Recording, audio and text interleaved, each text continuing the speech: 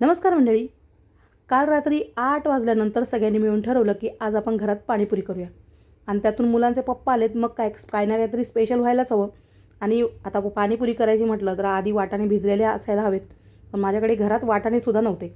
मग आता घरात साहित्य नाही आहे म्हणून काय झालं, एकदा का मुलांना कळलं ना की पाणीपुरी करायची आहे, मग ती झालीच पाहिजे.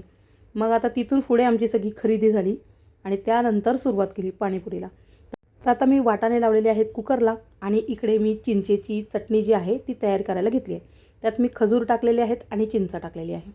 मग त्या चटणीला फोडणी करण्यासाठी मी जिरे आणि बडीशेप टाकलेली आहे. ती छान तडतडली आणि त्यानंतर मी ही चटणी टाकलेली आहे. चटणी नाही म्हणजे हे मिश्रण ते छान मिक्स केल्यानंतर त्यात मी गूळ टाकला आहे, हिंग, जिरे पावडर आणि काळं मीठ, साधं मीठ, तिखट आणि हे छान शिजेपर्यंत शिजून दिलं. आणि ही आपली चटणी जी आहे ना ती 6 महिने आरामात टिकते. आता तिखट पाणी करण्यासाठी मी त्याच्यामध्ये हिरवी मिरची, कोथिंबीर, पुदिना आणि आलं टाकलं होतं.